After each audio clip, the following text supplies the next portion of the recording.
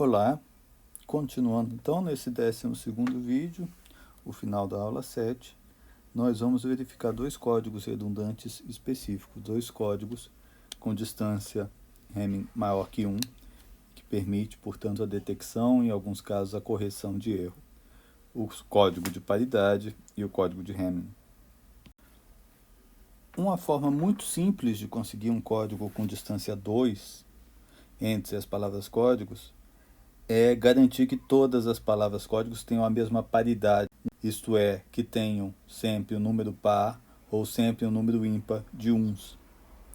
Com isso, eu vou ter que usar só metade das palavras, portanto, eu estou tendo uma certa redundância, e eu vou ter essa questão de duas palavras têm necessariamente que ter mudado 2 bits, porque eu vou mudar um bit e, como eu exijo que a paridade seja a mesma, vou ser obrigado a mudar um outro. Então, eu perco um bit, no caso geral, n-1 bits representam dados, e esse último bit vai ser feito para controle da paridade. Então, vejam esse exemplo aqui. Nós temos as palavras digitais em 3 bits de 0 a 7. Eu represento 8 objetos com ela.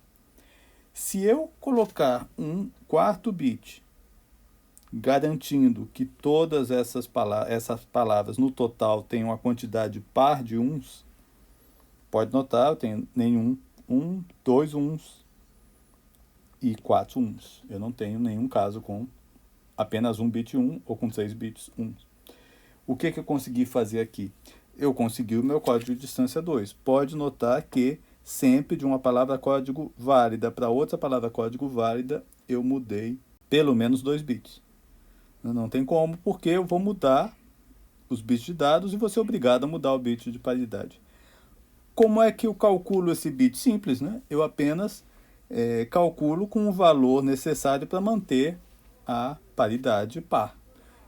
A minha informação é 0. Então eu coloco 0, 0 tem zeros, bits 1. Eu vou colocar um bit de paridade 0 para que ele continue com o número par de 1. Se eu colocasse esse bit igual a 1, eu ia ter 1, que é ímpar. Aí meu próximo dado é o 001. Nesse caso eu tenho um número ímpar de bits 1. Eu completo com mais um 1 para que ele fique par. Então veja, e eu quero que vocês prestem muita atenção nisso. Esse bit que está meio separado aqui, que é o bit de paridade, ele não traz informação nenhuma. Se tudo estiver certo, o valor dele já é conhecido a partir dos outros. É por isso que ele é um bit redundante. E por que eu quero um bit redundante, já que ele não está me trazendo informação nenhuma? Para quando nem tudo der certo. Nesse código aqui, se eu receber a palavra 0001, eu sei que teve alguma coisa errada. Eu sei que era para ser 0000, não, porque eu não sei qual bit que errou. Né? Poderia ter havido, inclusive, mais de um erro, né? Aí poderia ter havido erros em vários bits. Então, por enquanto, como previsto, o código distância 2, eu apenas detecto erros de 1 bit. Observe que é apenas de 1 bit. Se eu errar 2 bits, tá? Pegar essa palavra aqui e errar esses 2 bits aqui, ficar com 0, 1, 1, 0, eu vou cair numa outra palavra válida. Eu não tenho como saber que houve erro. Abotoar uma camisa, tá embutido nessa prática uma detecção de paridade. Se você chegar no último botão e estiver faltando uma casa, você sabe que em algum lugar você pulou alguma casa. Mas se você pular 2 casas, você vai chegar no último botão e talvez abotoar e não perceber. Então, há um limite na paridade. Aqui, eu posso usar ou essas palavras, eu estou com 4 bits, eu deixei dos 16 possíveis 8 de fora. Eu estou usando 8, joguei fora 8. Quais que eu joguei fora? Os outros que têm quantidade ímpar de uns também é um código válido. Eu posso usar aqueles que têm quantidade ímpar de 1. Agora eu quero garantir que a quantidade de 1 seja ímpar. A única coisa que eu preciso fazer, é claro, é combinar com quem vai ler os meus dados ou para quem está se comunicando comigo se eu estou usando paridade par ou paridade ímpar. Eu acrescentei esse slide aqui à mão só para mostrar um outro aspecto que faz o código de paridade ser tão interessante. Ele é extremamente simples de implementar e de testar. Por exemplo, aqui ó, à esquerda, o que nós temos? Nós vimos os 4 bits sendo 1 de paridade. Gerar esse bit de paridade é extremamente simples. Ó. Pega os bits de dado, passa por uma porta ou exclusivo. Lembra que eu falei que a porta exclusivo ela é mágica, né, em sistemas digitais? Vamos recapitular de algumas coisas. Ela determina a soma, né? Ela é uma função importante para a soma algébrica. Ela determina a paridade. A gente vai ver que ela também é uma forma de fazer a correção. Daqui a pouco a gente mostra isso. Então ela tem realmente umas propriedades muito interessantes. Então aqui, muito simples, se houver um número ímpar de uns, vai dar um aqui e juntando com os outros bits eu tenho um número par. Então tá aí garantida a paridade par. O último bit eu sempre gero dessa forma, confirmando que esse bit não tem informação, ele é consequência dos outros. Né? E se eu quiser a paridade ímpar, bom, é só inverter aqui, né? Só usar a porta não ou exclusiva, eu tenho a paridade ímpar. Da mesma forma, na hora do teste, lá na hora que eu vou ler ou que eu recebi esse dado, eu só pego todos os dados e passo de novo por um AO exclusivo. Né? Se eu combinei de usar paridade par, se der 0 aqui está ok, se der 1, tem um erro. Veja que é uma porta lógica, né? Extremamente simples implementar esse método, tanto a geração quanto a detecção. Vamos ver também uma forma sistemática de gerar códigos com distância 3. Aí é um pouco mais sofisticado, tanto em número de bits quanto em lógica interna. Uma forma de gerar esses códigos são chamados códigos de Hamming. Hamming estudou as distâncias e recebe o nome da distância de bits mais comum, não por acaso, ele estudou também esses códigos. Né? Esse código mais comum de Hamming, ele é um código de 7 bits no total, sendo 4 de dados e 3 de paridade. Então veja o tamanho da redundância. Né? Eu vou usar 7 bits para representar 16 símbolos viáveis, né? Quando na verdade eu poderia, se não quisesse a redundância, não quisesse essa capacidade de detectar erros de até 2 bits, né? E corrigir erros de 1 bit, é o que esse código de distância 3 promete, eu poderia usar esses 7 bits para representar 128 objetos. Então estou perdendo bastante representação para ganhar redundância, capacidade de detecção e correção de erro. Para entender esse código é mais fácil. Primeiro, é um raro caso em que eu vou numerar os bits de 1 a 7. Tá? Porque é interessante essa numeração, a gente vai ver por quê. Eu tenho 3 bits de paridade. Tá?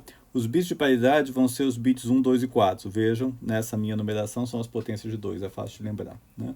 1, 2 e 4 vão ser de paridades. Cada um deles vai ter um grupo. Né? Os bits vão ser divididos em grupos com a paridade controlada por esses bits. E está dessa forma. O bit 1 vai formar um grupo com 1, 3, 5 e 7, certo? Esse bit 1 vai ser determinado pela paridade desses outros 3 aqui. Okay? Se eu estiver trabalhando com paridade par, aquela história. Se houver paridade ímpar no 3, 5 e 7, eu coloco 1 no bit 1 para dar paridade par. O bit 2 vai pertencer a esse grupo 2, 3, 6 e 7, e o bit 4 a esse grupo 4, 5, 6 e 7. Isso tudo parece meio arbitrário, veja como ficou interessante com essa numeração. O bit 1 garante a paridade do grupo formado pelos bits cuja posição tem o bit 1 igual a 1. Ó. 1, 3, 5 e 7 são todos os bits ímpares. Né? O bit 2 vai formar grupos com o bit 2 no código da posição. Né? 2, 3, 6 e 7, em binário todos eles têm o bit 2 igual a 1. E a mesma coisa, o bit 4 vão ser os últimos 4 bits, né? 4, 5, 6 e 7. Vamos ver como é que isso vai funcionar. Aqui está um diagrama dos meus 7 bits, vejo posição de 1 a 7. Estão marcados aqui os 3 grupos de paridade. Eu tinha dito que o bit 1 ia fazer grupo com 1, 3, 5 e 7. O grupo B, né? O bit de paridade é 2, com o grupo 2, 3, 6 e 7. E finalmente o grupo C com os bits 4, 5, 6 e 7. Observe então de novo, meus bits de dados são o 7, o 6, o 5 e o 3. Os outros estão determinados por eles, eu não posso usá-los arbitrariamente para representar dados.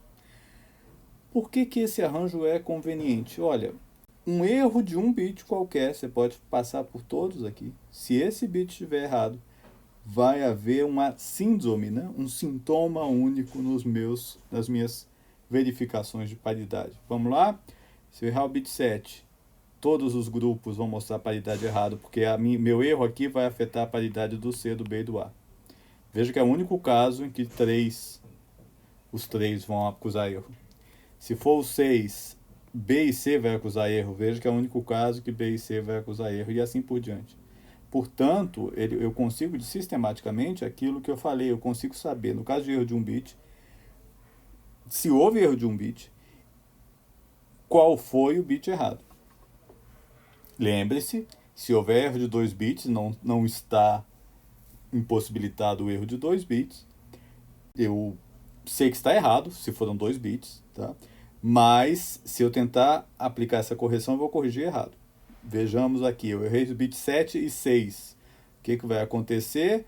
7 e 6 vai me dar erro nos três grupos. Eu vou, pelo meu critério de correção, dizer troque o bit 7, mas não vai ser suficiente para consertar, né? E pode inclusive acontecer de eu trocar o bit errado, em algumas situações. Qual é a lógica por trás disso? Aquilo que eu falei. É muito mais improvável que haja erro de 2 bits. Dentro dessa lógica, eu posso tentar corrigir o erro de um bit. Se eu estiver preocupado que essa probabilidade não é tão pequena, eu apenas detecto esse erro. Eu precisaria ter um erro de 3 bits para enganar esse código, né? Fazer ele dizer que não houve erro, certo? Naturalmente, depois que eu fizer essas contas todas, é mais interessante reagrupar os dados, né? Aqui as informações e aqui os bits. Isso é uma questão de representação, nós vemos como é que fazemos isso.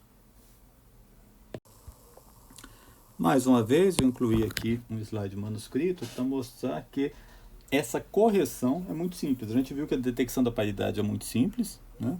Então eu nem representei aqui, eu mostrei direto o caso em que naquele código eu tenho aqui a paridade do grupo C, paridade do grupo B, paridade do grupo A. Da onde que isso vem? Do O exclusivo de todos os bits que pertencem àquele grupo. Nós vimos que se houver erro nesses 3 grupos, eu tenho que trocar o bit 7. Houve um erro de um bit no bit 7. Como é que eu faço um bit ser trocado ou não de acordo com um sinal? No caso, esse sinal aqui. Olha a surpresa, O exclusivo. Né? O exclusivo tem essa função chamada a inversão seletiva, né? Se der 1 aqui, indicando erro de um bit, esse resultado aqui é a inversão de B7. Se não der erro aqui, esse resultado é igual a B7. Podem checar. Então, de novo, basta O exclusivo, eu já faço toda essa, por hardware, toda essa verificação. Houve um erro, então eu troco, não houve um erro, eu não troco. Mais um uso mágico aí do O exclusivo. Compreendido o código de Hamming, tem uns exercícios que nós vamos fazer. Observem que se além disso eu coloco uma paridade global, né, eu já tenho 7 bits definidos com aquele código. Se eu colocar um 8º bit, que é a paridade do grupo inteiro, dos 8 bits, eu consigo um código de distância 4. Veja, o código de distância 4, ele já detecta erro de 3 bits, né? Então é uma extensão possível, fácil, né? Paridade agora do grupo inteiro, eu já detecto um erro de 3 bits. Veja, no entanto, que eu continuo corrigindo apenas erros de um bit, né?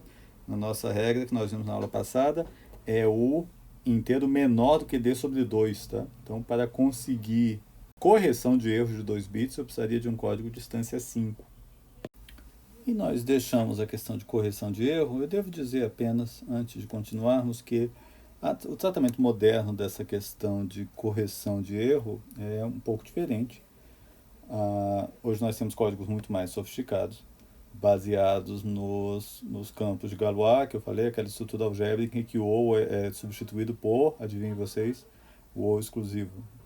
Esses códigos chamados CRC, você já deve ter visto essa sigla, geralmente como um código para ver se você baixou o software direito, né?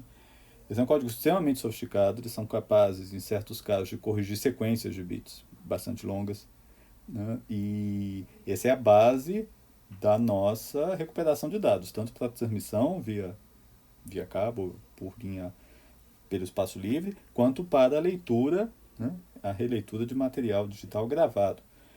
O disco magnético, no uso do computador pessoal, está perdendo importância, mas aconteceu uma coisa curiosa, aí pelos anos 90 para 2000, os teóricos previam aí o fim, né, o limite da capacidade dos discos por causa era chamado limite paramagnético, né? Quando um limite tem um nome assim da física, parece uma coisa super séria. Qual é a ideia? Bom, basicamente os bits vão ficar tão pertinhos uns dos outros que vai haver uma confusão entre os campos magnéticos, eu não vou poder detectar, eu vou começar a ter muito erro, né? Isso implicaria no limite da densidade dos bits em um disco. E eu não posso sair aumentando os discos indefinidamente. Primeiro vai ficar pesado, peso é uma coisa importante em frete, que é uma coisa importante em custo.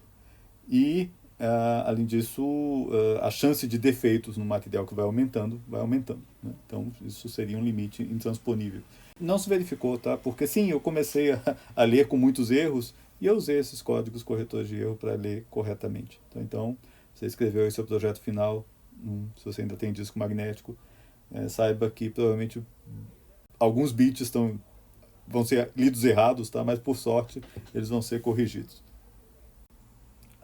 Agora, falando outro assunto aqui, eu estou interessado em maneiras de, justamente, eu acabei de falar de comunicação, de passar dados pelo cabo, pelo espaço livre, eu quero agora estudar maneiras de transmitir essas informações digitais, tá, de uma forma serial.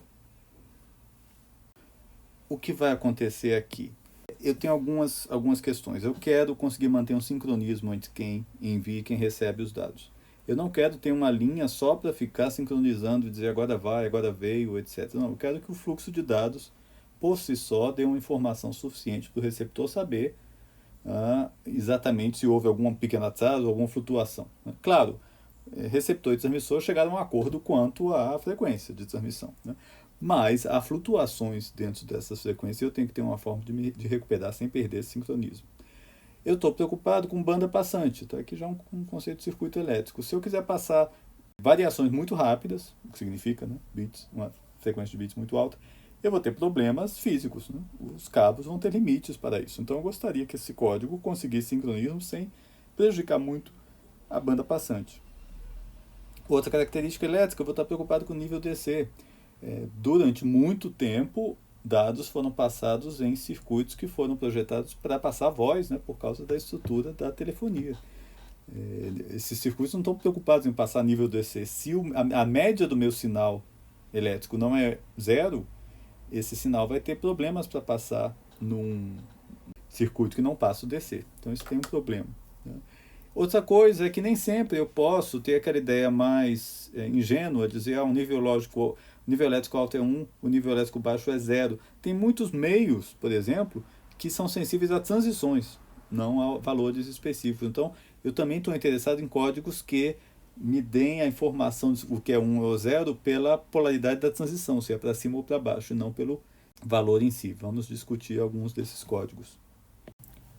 Bom, vamos começar com um código mais simples, exatamente aquele ingênuo que eu falei, né? É um código em que 0 é o nível de tensão baixo, 1 é o nível de tensão alta. É sempre assim que a gente está pensando. Vamos pegar aí essa sequência de bits, colocar numa rede e transmitir, ok? Então aqui a gente sempre vai colocar os bits, essas janelinhas são os períodos em que eu combinei de transmitir os bits, né? Tem uma certa taxa de bits por segundo.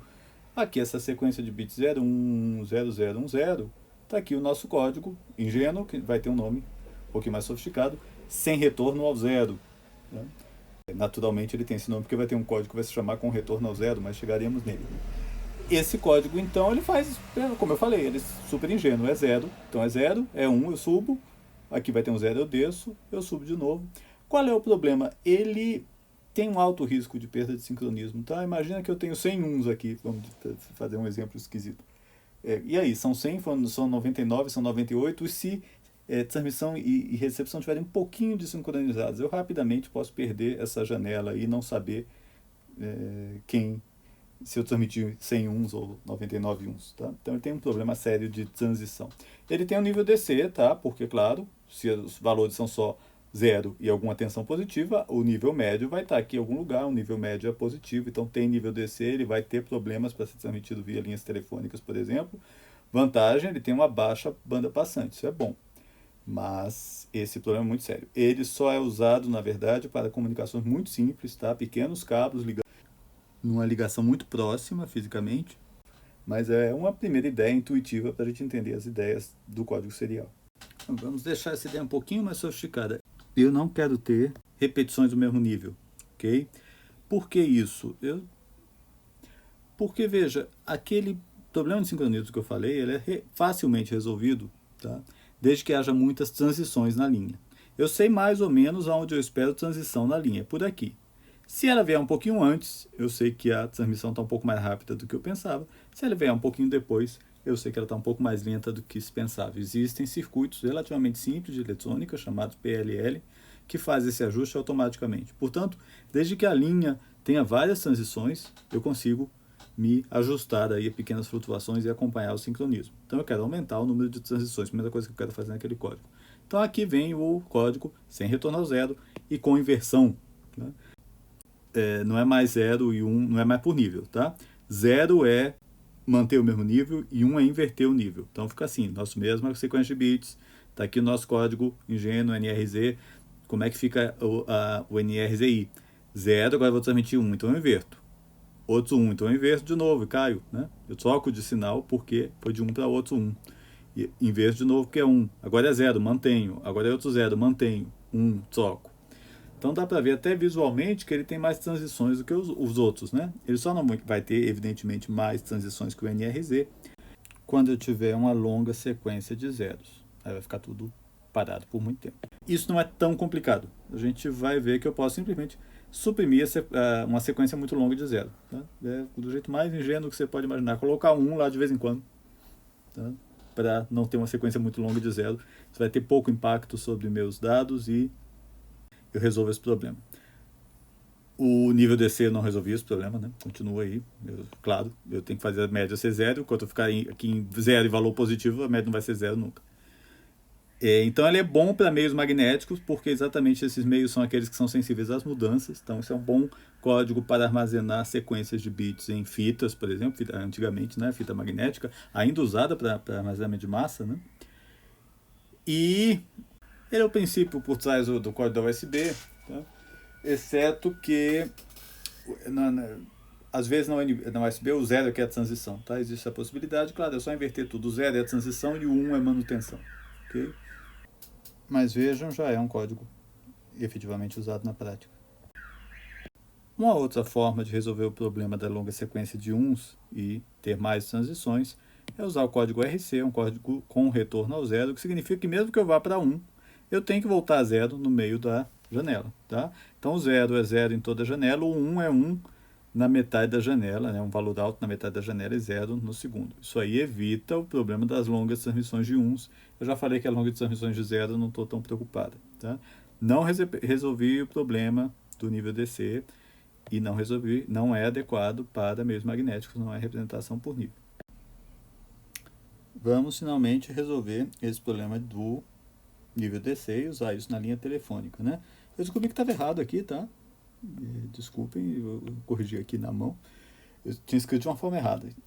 O código BPRZ, bipolar, com retorno ao zero, é semelhante ao RZ, mas o 1, em vez de ser representado por um nível que vai a 1 e cai, é representado pela inversão de polaridade. Então está aqui meu código RZ voltando para 0 no meio das janelas que transmite 1.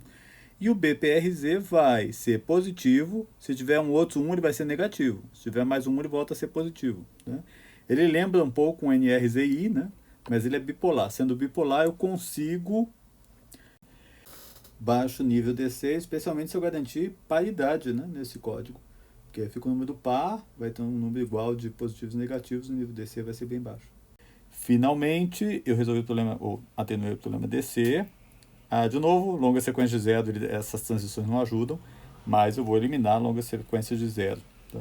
Finalmente eu cheguei no modo usado na transmissão digital por linha telefônica analógica. Tá?